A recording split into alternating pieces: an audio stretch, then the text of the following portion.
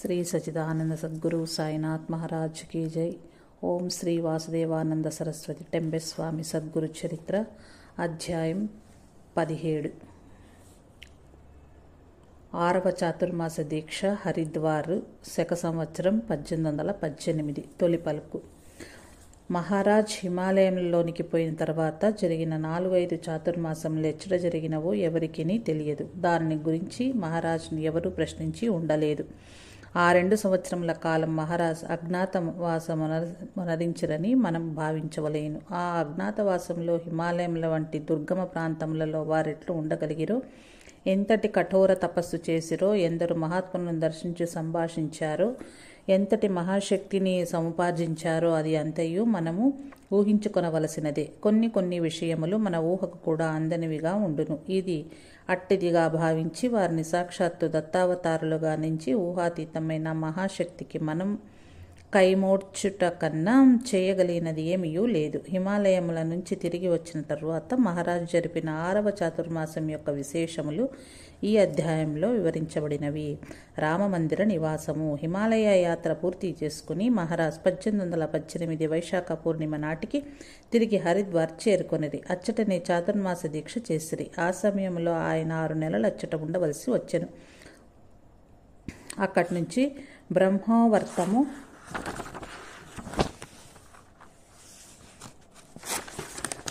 వెళ్ళుటకు బయలుదేరిరి। హరిద్వారలో ఆయనతోనున్న దక్షిణాది బ్రాహ్మణులందరూ అంతకుముందే బయలుదేరి వెళ్ళుట చేత మహారాజుకు భిక్ష దొరకక 18 దినములు ఉపవాసం ఉండవలసి వచ్చెను। కొన్ని ప్రదేశంలో గుజరాతీ బ్రాహ్మణులు ఫలములొసగగా వారిని తిని ఉండవలసి వచ్చెను। ఒక గుజరాతీ బ్రాహ్మణుని భార్య వేరుశనగ పప్పు, శనగలు, గోధుమలు కలిపి వేయించి పిండి చేసి మహారాజుకి ఇచ్చెను। ఆ ప్రతిదినము ఆ పిండిని నీటిలో కలుపుకొని త్రాగి 25 క్రోసుల దూరము ఆయన ప్రయాణం చేసేటివారు। ఆ ప్రకారం ప్రయాణం చేయుచు బ్రహ్మావర్తము చేరుకొని అచ్చటగల రామమందిరములో వారు నివసించిరి। పిశాచము యొక్క ప్రతీకారం। గణపతి బువాయనడి సాధువు క్రీస్తు శకం 1857 సంవత్సరం సిపాయి కలహంలో పాల్గొనెను।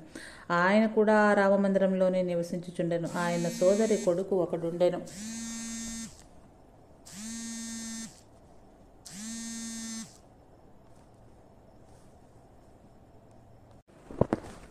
అతడు మహమ్మదీయ మతమును స్వీకరించెను। అతడు తన భార్యను తీసుకుని పోటకే బ్రహ్మావర్తం వచ్చెను। ఆయన భార్య మహారాజు దగ్గరకు వచ్చి, మతాంతరుడైన భర్తతో నేను కాపురం చెయ్యవచ్చునా లేదా? ఈ విషయంలో శాస్త్రం ఏమి చెప్పుచున్నదో సెలవీయవలసిందని అడిగాను।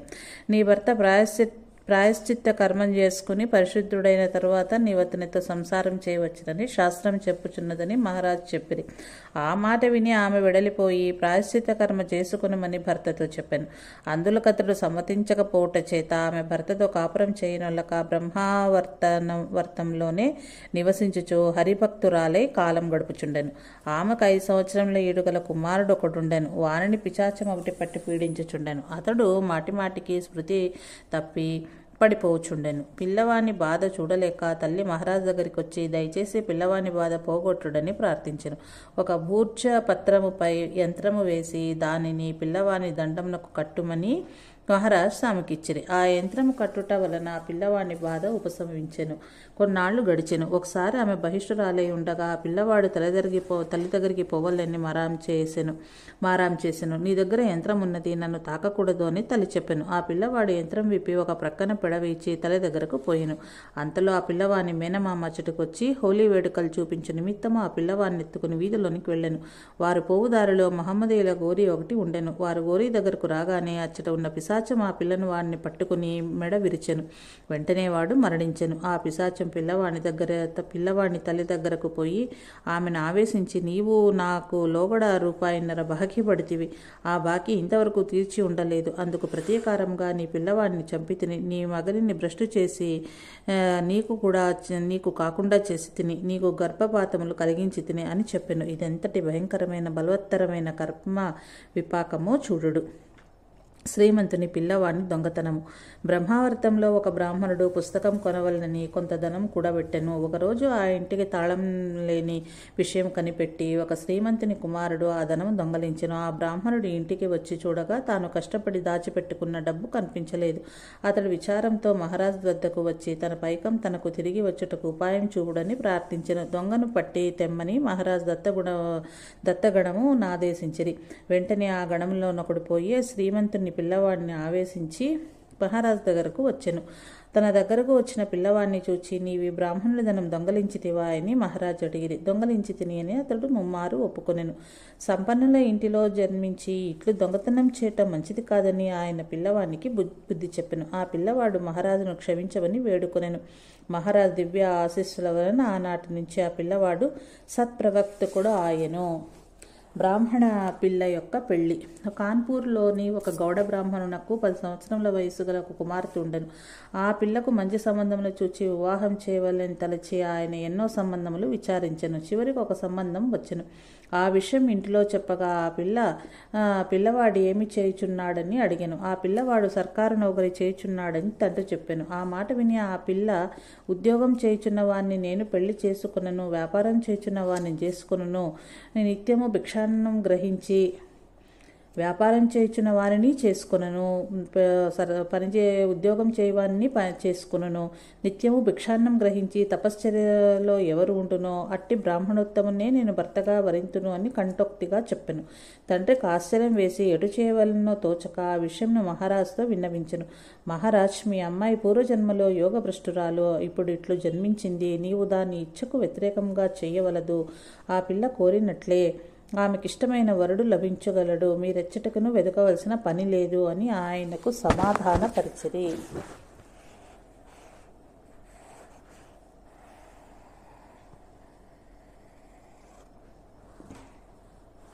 కొన్నాళ్లకు ఆ బ్రాహ్మణుని ఇంటి సమీపమున గల ధర్మశాలలో ఒక బ్రహ్మచారి తీర్థయాత్రలు చేయుచూ వచ్చి దిగాను. ఆ పిల్ల ఆ బ్రహ్మచారిని చూడగానే ఆయన్నే పెళ్లి చేసుకుందునని తండ్రితో చెప్పాను. ఆ బ్రాహ్మణుడు బ్రహ్మచారిని తమ ఇంటి భోజనములకు పిలిచి ఆర్షేయ పౌరుషేయములు విచారించి సంతుష్టిపడి తన కూతురునిత్తునని పలికెను. తనకసలు వివాహ ఇచ్చయే లేదని ఆ బ్రహ్మచారి చెప్పెను. బ్రాహ్మణుడు మహారాజును ఆశ్రయించెను. మహారాజు మధ్యవర్తిత్వం నెరపెను. ఆ బ్రహ్మచారిని పిలిపించి, ఆ అమ్మాయి నిన్ను వరించింది, నిన్ను తప్ప మరొకరిని ఆమె చేసుకొనదు. నీవు ఆ పిల్లను పెళ్లి చేసుకోకున్నచో నీకు శ్రీహత్యా పాతకం చుట్టుకొనను. మీ ఇద్దరి గోత్రములు ఘటికములు కుదిరినవి. ఆమె నీకు అనుకూలవతి. ఆ పిల్లను వివాహం చేసుకుని గృహస్థాశ్రమాన్ని స్వీకరించమని నచ్చజెప్పాను. మహారాజంతటి వారు అట్లు చెప్పుచున్నా అతడెట్లు కాదన్నగలడు? సరే, మీరింతగా చెప్పుచున్నప్పుడు చేయున్నది ఏమున్నది? ఇదంతయు నా ప్రారబ్ధమని అతడు అంగీకరించెను. ఒక శుభముహూర్తంలో వారిరువురకు వివాహమయ్యను. వివాహమైన వెంటనే ఆ పిల్ల తన భర్త వెంట తీర్థయాత్రలకు వెడలెను. సకారాం శాస్త్రిటిల్లు. ప్రయాగ క్షేత్రంలో ఒక సుప్రసిద్ధ ధర్మశాస్త్ర పరిషత్తు ఉండెను. ఆ పరిషత్ సమావేశంలో పాల్గొనుటకు దేశం నలుమూలల నుంచి అనేక పండితులు పోచుండేది. ఇందూర్ మహారాజు తన సంస్థానం తరపున ప్రతినిధిగా పండిట్ సకారాం శాస్త్రి టిల్లును నియమించి పంపిరి. వారు ప్రయాగ పోవచ్చు దారిలో మహారాజ్ దర్శనార్థమే ఆగెను. మహారాజును సందర్శించి నమస్కారం చేసి తాను పరిషత్ సభలో పాల్గొనుటకు పోవచ్చున్న విషయం తెలిపెను. అప్పుడు మహారాజ్, శాస్త్రిబువా, భగవంతుని విశ్వాసములే వేదములు, అవి అపౌరుషేయములు. భగవంతుడు సర్వసృష్టి చేసెను. జగద్వ్యవహారం ఎట్టు నడుచునో ఆ విధానమంతయు మంత్రదృష్టులై మహర్షుల చేత స్మృతి పురాణములుగా చెప్పబడినవి. తలచినప్పుడెల్లను వాణ్ణి మార్చుటకు మనకు అధికారము లేదు. మహానుభావులైన భగవత్ శంకరాచార్యుల వంటి మహా మనిషి సైతం మార్పులు చేర్పులు సూచించలేదు. ఇంతవరకు వారిని మహాత్ములు సంరక్షించునే వచ్చిరి. వేదధర్మమునకు గ్లాని సంభవించు పరిస్థితిలో భగవానుడు అవతరించి ధర్మ సంరక్షణ చేయుచునే ఉన్నాడు. నిర్దోషమైన వానిలో తప్పులెన్ని సరిదిద్దడి అధికారం ఎవరికీ లేదు. తప్పులున్నచో వారిని సవరించు బాధ్యత వారిని సృష్టించిన దేవునికొక్కనికే ఉన్నది. మనకా బాధ్యత కలదని భావించుట మహా అపరాధము. మీ బోటివారు ఈ డాంబిక సభలలో పాల్గొనుట యోగ్యముగా కనిపించుట లేదు. కనిపించుట లేదు అని ఆయన మనస్సుకు నచ్చినట్లు బోధించిరి. శాస్త్రి ఆ మాటలు వినినే కానీ ఏమీయును మాట్లాడలేదు. ఆ తర్వాత బయలుదేరి ప్రయాగపోయి వేద పరిషత్తుల్లో పాల్గొనెను. అచ్చట పండితులు నోరు నొచ్చినట్లు చేసిన డాంబిక చర్చలకు, వాగ్వివాదాలకు, రాద్ధాంత సిద్ధాంతాలకు అర్థం లేకుండెను. ఆ సభలు జరుపుటవు నిష్ఫలమని ఆయనకు తోచెను. బాధలాడుకుంటయే కానీ ఆ సమావేశంలో ఏమీయూ నిర్ణయం కాలేదు. మహారాజ్ చెప్పిన విధంగానే ఆ సమావేశంలో ఉండెనని ఆయనకు తెలిసి వచ్చెను. మంత్రశాస్త్ర విషయము. బ్రహ్మావర్తంలో మహారాజు నివసించుచున్నప్పుడు ఒకరోజు మంత్రశాస్త్ర విషయములను గూర్చిన ప్రశంస వచ్చెను. అప్పుడు మహారాజ్ జారణ మారణాది ప్రయోగములు చేసి ఇతరులను బాధపెట్టి నాశనం చేయుట శ్రేష్కరం కాదు. అట్లు చేసిన వారు అతపాతాళమునకు పోవుదురని పలికిరి. అక్కడున్న వారిలో కొందరు ఆ మంత్రములంతటి పాపహేతువులైనచో మరి ఆ ప్రయోగములు ఘోరకనాథ్ మొదలైన మహాసిద్ధ పురుషులు ఎందుకు బోధించిరి? వారా ఉపాయములు తెలపకుండినచో లోకుల ఆ మార్గమును అవలంబించుడు వారు కాదు కదా అని తన సందేహములను వెల్లబుచ్చిరి. వారి సందేహములను తొలగించుటకై మహారాజు ఈ విధంగా చెప్పిరి. వ్యాపారం చేయనప్పుడు తన దుకాణంలో మంచి వస్తువులు, చెడ్డ వస్తువులు, విష పదార్థాలు మొదలైన వారిని అమ్మకంకు పెట్టుకొనును. అన్ని వస్తువులు మంచివే. మంచివాని చేతిలో పడి అవి మంచివిగా, చెడ్డవాని చేతిలో పడి అవి చెడ్డవిగా మారుతాయి. పిచ్చివాని చేతిలో పడిన కత్తి ప్రాణం తీయును. డాక్టర్ చేతిలోని కత్తి ప్రాణరక్షణ చేయును. విషము ప్రాణం తీయును. ఆ ప్రాణం తీసడి విషమే ప్రాణం పోవునప్పుడు పోసినా ప్రాణం రక్షించును.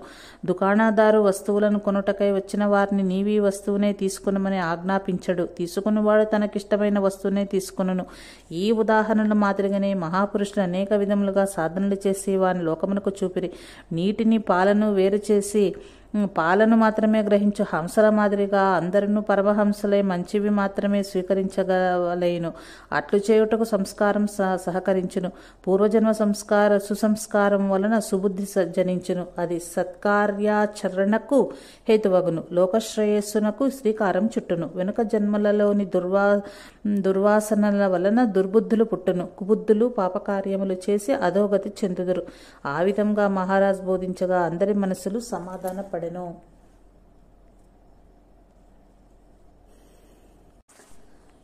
నర్మదా తీర్థయాత్ర. బ్రహ్మావర్తంలో గంగా తీరంన మహారాజ్ నివసించుచున్న ఆ సమయంలో ఒకనాడు నా తీరమునకు వచ్చి కొన్నాళ్ళు నివసించుడని నర్మదామాత కోరినట్లు వారికి దృష్టాంతమయ్యాను. కానీ మహారాజ్ ఆ విషయం అంతగా పట్టించుకొనలేదు. తర్వాత ఒక విచిత్రం జరిగెను. ఒక బ్రాహ్మణుడికి ఏదో వ్యాధి వచ్చి శరీరంపై బొబ్బలెక్కెను. ఆ వ్యాధి చేనతడు తీవ్రముగా బాధపడుచుండగా ఎవరో వచ్చి మహారాజ్ పాదతీర్థమును గ్రోలినా నీ వ్యాధి నివారించునని చెప్పిరి. ఆ బ్రాహ్మణునకు ఆశ కలిగెను. కానీ మహారాజ్ పాదతీర్థం ఎట్లా తనకు లభించును? అతడు ఎన్నో ఉపాయములు ఆలోచించుచుండెను.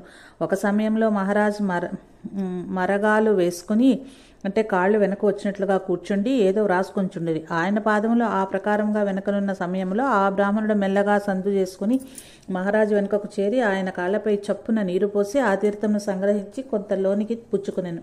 కొత్త శరీరముకు రాసుకునేను. మహారాజు వెనుకకు మరలి చూచి ఇట్లెందుకు చేసితివి అని కోపించిరి. నా వ్యాధి నివారణార్థం ఎవరో చెప్పగా నేను బాధవరించలేక ఇట్లు చేసి తిని నా అపరాధమును మన్నించుడని అతడు దీనంగా వేడుకొనెను. ఆ బ్రాహ్మణుడు తమను తాకినందున వెంటనే మహారాజు గంగకు పోయి స్నానం చేసి వచ్చిరి. కానీ మహారాజు మనసుకు సమాధానం కాలేదు. ఆ బ్రాహ్మణుని చర్య వలన తమ శరీరంకేమైనా బాధ కలుగునేమోనని తలచి విచారగ్రస్తులైరి. ఆ రాత్రి ఒక చండాలాంగున వచ్చి తమను ముట్టుకుంటున్నట్లు మహారాజుకు దృష్టాంతమయ్యెను. వెంటనే మహారాజు లేచి దత్తప్రభువును ధ్యానించిరి. తెల్లవారి లేచేసరికి ఆయన శరీరం నిండా బొబ్బలు కనిపించెను. ఆ బ్రాహ్మణుని వ్యాధి దూరమై అది మహారాజుకు సంక్రమించెను. 5 శ్లోకములతో వారు గంగానదిని స్తుతించిరి. మహారాజు పడు బాధను చూచి జనులు ఏవైనా ఉపచారములు చేసేదమనగా ఇది మరొకరికి ప్రారబ్ధ భోగము అనుభవము వలన గాని ఇది నశించదు. ఔషధములు ఎంత మాత్రం పనిచేయవని మహారాజ్ చెప్పిరి. ఆ రోజు రాత్రి మరలా మహారాజుకు దృష్టాంతమయ్యను. అర్హత లేని వానికి తీర్థమిచ్చుటచే ఈ బాధ నీవు అనుభవించవలసి వచ్చింది. ఇది నీవు బుద్ధిపూర్వకంగా చేసినది కాదు. 3 రోజులు వరుసగా నీవు నర్మదా నదిలో స్నానం చేసినచో నీకు తిరిగి ఆరోగ్యం కలుగునని స్వప్నంలో వారికి ఎవరో చెప్పిరి. ఆ దృష్టాంతమైన తరువాత మహారాజ్ గంగామాతకు నమస్కరించి అనుజ్ఞ తీసుకుని నర్మదా తీరమునకు బయలుదేరిరి. ఊరు తగలబడిన కారణం చెప్పుట. అది మార్గశీర్ష మాసం. మహారాజ్ జాళ్వన్ అను గ్రామం చేరి అచ్చట నెల 10 రోజులు నివసించిరి. నెల 10 రోజులు నివసించిరి. ఆ సమయంలో అచ్చటి విప్రులకు అరుణ పాఠం చెప్పిరి. అక్కడి నుంచి బయలుదేరి సారంగపూర్, మహత్పూర్ మున్నగు గ్రామముల మీదుగా హరణ్గావ్ చేరిరి. ఆ ఊరిలో ఒక వింతైన దృశ్యం కనిపించెను. ఆ గ్రామం పూర్తిగా తగులబడిపోయి ఉండెను. కానీ ఒక ఇల్లు మాత్రం చెక్కు చెదరక ఉండెను. మహారాజు వెంబడి ఉన్న వారు ఆ వింత దృశ్యము చూచి ఇట్లుండుటకు కారణమేమిటి అని మహారాజును ప్రశ్నించిరి. మహారాజ్ ఈ విధంగా చెప్పదొడగెను. ఒకనాడు మధ్యాహ్న సమయంలో ఈ గ్రామంలోనికి ఒక సాధువు భిక్షకు వచ్చెను. ఈ ఇల్లిల్లు తిరిగి మాధుకరం యాచించెను. ఎవరినూ పెట్టలేదు. అతడు క్షుద్బాధకు తట్టుకొనలేకపోయాను. 3 రోజుల నుంచి ఆ సాధువునకు భోజనం లేకపోవటచే మిగుల నీరసించి ఉండెను. అట్టి స్థితిలో కూడా తనను పట్టించుకుని ఆ గ్రామస్తులపై కలిగిన కోపము నాపుకొనలేక ఈ గ్రామం దగ్ధమగుగాక అని శపించి వెడలిపోయిను. ఈ గ్రామంలోని ఒక ఇంటి యజమాని పొరుగురికి పోయి తిరిగి వచ్చుచుండెను. దారిలో ఆయనకి సాధువు ఎదురుపడెను. సాధువును చూచి ఆ బ్రాహ్మణుడు నమస్కరించెను. ఆయన వలన విషయమంతయు గ్రహించి అట్లు జరిగినందులకు మిగుల బాధపడి గ్రామస్తుల అవివేక చర్యకు పశ్చాత్తాపపడెను. నీరసించిన ఆ సాధువును ఒక చెట్టు క్రింద కూర్చుండబెట్టి వెంటనే ఇంటికి వచ్చి మాధుకరం తెచ్చి ఆ సాధువునకు పెట్టెను. ఆ సాధువు తృప్తిపడి ఆ బ్రాహ్మణ్ణి ఆశీర్వదించి వెడలిపోయాను. అతిథి సత్కార పుణ్య విశేషము వలన ఈ గ్రామంలోని ఇండ్లన్నీ పరశురామ ప్రీతి అయ్యెను. ఆ బ్రాహ్మణుని ఇల్లు మాత్రం భద్రంగా ఉండెను. మధ్యాహ్న వేళ ఇంటికి ఎవరు భిక్షకు వచ్చినను కులగోత్రాదులను విచారింపక యథాశక్తి భిక్ష నొసగవలెను. ఇది గృహస్థుని నిత్య ధర్మము. ఈ విధముగా మహారాజ్ చెప్పగా విని అందరూ మహారాజ్ త్రికాలగ్నతను చూచి అద్భుతాశ్చర్య హర్ష హృదయులయ్యిరి. నర్మదా లహరి స్తోత్రం. మున్ముందుగా మహారాజ్ నర్మదా తీరంన గల నియమావర్ అను గ్రామమును చేరుకొనిరి. నది దగ్గరకు పోయి నర్మదామాతకు నమస్కారపూర్వకమైన ప్రార్థన చేసి నా స్వల్ప అపరాధమునకెంతటికే ఈ కఠిన శిక్ష విధించితివమ్మా, నీ మహత్యం వెల్లడించుటకు నేను తప్ప మరెవ్వరునూ నీకు గోచరించలేదా తల్లి అని విన్నవించి ఆ ఊరనే నివసించుచుండిరి. పూర్వం స్వప్నంలో తనను ఆదేశించిన విధముగా మహారాజ్ 3 రోజులు వరుసగా నర్మదా నదిలో స్నానం ఆచరించినంతనే వారి శరీర బాధ సమస్తము ఎవరో చేతితో తీసివేసినట్లు మటుమాయమయ్యాను. అప్పుడు వారు హర్షపులకాంకితులై సభక్తికముగా నర్మదా లహరి అను స్తోత్రము చేసి నర్మదా నదికి నమస్కారం చేసిరి. అచ్చటి నుంచి వారు బ్రహ్మణి అను ఘట్టమును చేరిరి. నర్మదామాత అభిమానము. బ్రాహ్మణి ఘట్టము నుంచి వారు ప్రయాణం చేయుచుండగా కాలు బెణికి నడుం పట్టబడెను. కాలు తీసి కాలు పెట్టలేక వారు బాధపడుచు అచ్చటనే ఒకచోట పరుండిరి. భిక్షా సమయమైనను వారు లేవలేకపోయిరి. మహారాజ్ స్థితి చూచి నర్మదామాత ఒక బాలికా రూపంను ధరించి వారి వద్దకు వచ్చి మీకు భిక్షా సమయమైనది, లెండు, మీ బాధ నేను తొలగించదనని అనెను. వెంటనే చేతిలోనికి కొంచెం భస్మం తీసుకుని మంత్రించి మహారాజ్ కాలికి నడుమునకు రాచి కాలు ఝాడించమని చెప్పాను. మహారాజ్ ఆ బాలిక చెప్పిన విధంగానే చేయగానే వారికి బాధోపశమనం అయ్యెను. ఈ బాలిక నర్మదామాతయే గాని వేరు కాదని భావించి మహారాజ్ ఆమెను స్తోత్రించిరి. ఆ బాలిక అదృశ్యమయ్యెను. నర్మదామాత పఠించిన బాధోపశమన మంత్రము మహారాజుకు తెలిసిన మంత్రమే అయినను తమ కోసం తమ శక్తి నిన్నడను వారు ఉపయోగించుకొనవి వారగుట చేత తమ ప్రారబ్ధమును తాను అనుభవించిరి. నర్మదామాతకు తమపై గల అభిమానమునకు కృతజ్ఞులైరి. ఆ తర్వాత భిక్షకైపోవలేనని బయలుదేరి ముందు చెప్పబో వృత్తాంతం వారికి స్ఫురించినంతనే భిక్షకు పోక ఆగిపోయిరి. నియమావర్లో భిక్ష. మహారాజుకు స్ఫురించిన వృత్తాంతమేమనగా పూనాకు చెందిన బ్రాహ్మణుడొకడు వివాహితురాలైన తన కుమార్తెను వెంటబెట్టుకుని ఆ గ్రామంలోకి వచ్చెను. ఆ బ్రాహ్మణుడు పరమలోభి. అతడు తన కుమార్తెను పెళ్లి కాలేదని చెప్పి ఒక బ్రాహ్మణుడి దగ్గర కొంత మొత్తం కన్యాశుల్కంగా గ్రహించి ఆ పిల్లనతనికి ఇచ్చి పెళ్లి చేసెను. ఆ పిల్లను పెళ్లి చేసుకున్న బ్రాహ్మణుడు కొన్ని రోజులకు మరణించెను. ఆ పిల్లకు శిరోమండనం గావించిరి. కొంతకాలం గడిచెను. ఆ పిల్ల మొదటి మగుడు తన భార్య ఆ గ్రామంలోనున్న విషయం తెలుసుకుని తన భార్యను తాను తీసుకుని పోవాలని పూనా నుంచి ఆ ఊరికొచ్చెను. ఆ గ్రామంలో గణుభయ్య అను పేరు గల పిస్నారొకడుండెను. అతనికిని మరణించిన ఆ పిల్ల మగనికిని ఏదో డబ్బు రూపమైన వైరం ఉండెను. తన ద్రవ్యం రాబట్టుకొనుటకే అతడు పూనా నుండి వచ్చిన ఆ పిల్ల మొదటి మనుము భర్తను చూచి ఆ పిల్లను తన స్వాధీనంలోనికి తీసుకొనెను. ఆ పిల్లను తిరిగి జుట్టు పెంచుకోమని చెప్పెను. మొదటి మగని దగ్గర కొంత ధనం తీసుకుని ఆ పిల్లను అతనికి అప్పగించెను. ఆ వృత్తాంతమంతయు మనసును స్ఫురించగా అచ్చటి బ్రాహ్మణులలో భ్రష్టులని తలచి ఆ గ్రామమునకు భిక్ష పోవుటకు మనస్సు సమాధానపడక ఒక తరుమూలమున మహారాజ్ కూర్చుండిరి. అప్పుడు పూర్వం మాదిరిగా నర్మదామాత ఒక బాలికా రూపం వహించి వారి దగ్గరకు వచ్చి, మీరీ బ్రాహ్మణ అగ్రహారము నా భిక్ష గ్రహింపక నిట్లు కూర్చున్నారేమి అని ప్రశ్నించెను. అప్పుడు మహారాజ్, ఇక్కడి బ్రాహ్మణుల దగ్గర భిక్ష తీసుకున్నట కన్నను నర్మదా జలం పానం చేసి ఉండుట మంచిది అనేది. ఆ మాటలు విని నర్మదామాత, మహారాజ్, నియామవర్ అను మా గ్రామమునకు ఇక్కడకు దగ్గరలోనే ఉన్నది. మా ఇంటిలో భిక్ష తీసుకుంటూ అనను. నాకు ఒక ఇంటిలో భిక్ష నడవదు, 3 ఇండ్లు కావలేనని మహారాజ్ పలికిరి. అక్కడ 17 దక్షిణాది బ్రాహ్మణుల ఇండ్లు గలవని ఆ బాలిక పలికి అదృశ్యమయ్యను. ఆ బాలిక చెప్పిన ప్రకారం మహారాజ్ నియమావర్ పోయి భిక్ష గ్రహించిరి. అచ్చట వారిని విచారించగా ఆ బాలిక నుడివినట్లు 17 బ్రాహ్మణ గృహములు ఉండెను. కానీ ఆ బాలిక మాత్రం ఎచ్చటనూ కనిపించలేదు. నియమావర్లోని వారు తమ గ్రామంలో మహారాజును నివసించుడని బలవంతం చేయుటచే వారి మాట కాదనలేక మహారాజ్ కొన్ని దినములచ్చట నివసించిరి. నియామావర్ గ్రామము నర్మదా నది నాభిస్థానం. అచ్చట సిద్ధేశ్వరుని పేరు గల సుప్రసిద్ధ దేవాలయం ఒకటి ఉండెను. గణపతి బువ. నియామావర్లోని బ్రాహ్మణులకు ఆచార ధర్మములు బోధించి మహారాజు ఉజ్జయినికి చేరిరి. అచ్చట గణపతి బువ అని పేరు గల గణపతి ఉపాసకుడు ఉండెను. ఆయన సత్య వినాయక విగ్రహం ప్రతిష్ఠించెను. ఆయన సత్య వినాయక వ్రత గ్రంథమును కూడా రచించెను. ఏదో కొంత యోగాభ్యాసం చేయుచున్నను యోగమంతయు తనకు వచ్చుచున్న గర్వమాయన ఆయనకు ఉండడిది. అందరి ఎదుట అతడు ఆ గర్వమును ప్రదర్శించుచున్నను. ఆ బ్రాహ్మణునకు మహారాజ్ విషయం తెలియనందున తన యోగాభ్యాస శక్తి ఆయన ముందు చూపించి ప్రశంసలను అందువలనని వారిని తమ ఇంటికి ఆహ్వానించెను. మహారాజును తాను యోగాభ్యాసం చేయు గదిలోనికి తీసుకుని పోయి తాను చేసడి యోగ విధులను విచారించసాగెను. మహారాజు అతడు చెప్పడి మాటలన్నీ సావధానంగా వినిచుండిరి. ఆ బ్రాహ్మణుడు ఒక పొడవైన గుడ్డపేలికను కడుపులోకి మిరింగి కొంతసేపటికి దాన్ని కొన పట్టుకుని బయటకు తీసెను. బయటకు తీసిన గుడ్డపేలిక నెత్తుడితో తడిసి ఉండెను. అది చూచి, ఈ వస్త్రము రక్తంతో తడిసినదేమి? యోగం తెలిసిన వానికిట్లు కారాదు కదా అని మహారాజ్ అతన్ని ప్రశ్నించిరి. ఆ మాట వినగానే యోగశాస్త్రంలో మహారాజు గల అధికారం అతనికి తెలిసి వచ్చెను.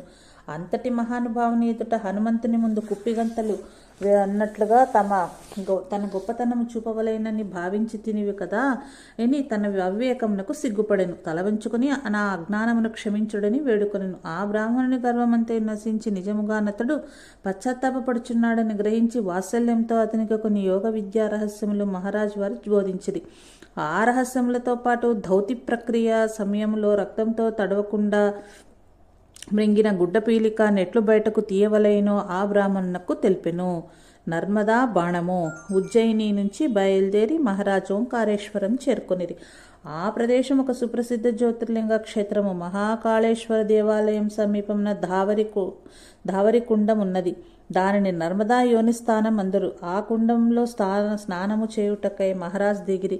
ఒక మునక తీసి పైకి లేచినప్పుడు దోసిటితో నీరు గ్రహింపగా అందులో నర్మదా బాణము అంటే సాలగ్రామం కనిపించెను. ఆ సమయమున శంకరుడు భిల్ల రూపముతో వారికి కనిపించి, దీన్ని మీరు పూజించెదరా అని ప్రశ్నించెను. అప్పుడు మహారాజ్, సన్యాసులు దీన్ని పూజించరు, సుందరముగా ఉన్నది కనుక చూచుచున్నానని చెప్పిరి. పూజించుటకు పనికిరానప్పుడు అది ఇంకనూ చేతుల్లో నెందుకు నదిలో పడవేయుడని అతడు పలికెను. ఆ భిల్ల యువకుని వచనానుసారం మహారాజ్ నర్మదా బాణం నదిలో విడిచిపెట్టిరి. ఓంకారేశ్వరంలో మహారాజ్ 33 రోజులు ఉండేది. ప్రతిదినము పురాణం చెప్పుచుండేది. రాజోద్యోగి అయిన బల్వంతరావుకు నిత్య బ్రహ్మ కర్మలను బోధించిరి. అచ్చటి నుంచి వారు మండలేశ్వరము, మహేశ్వరము మున్నగు గ్రామముల మీదుగా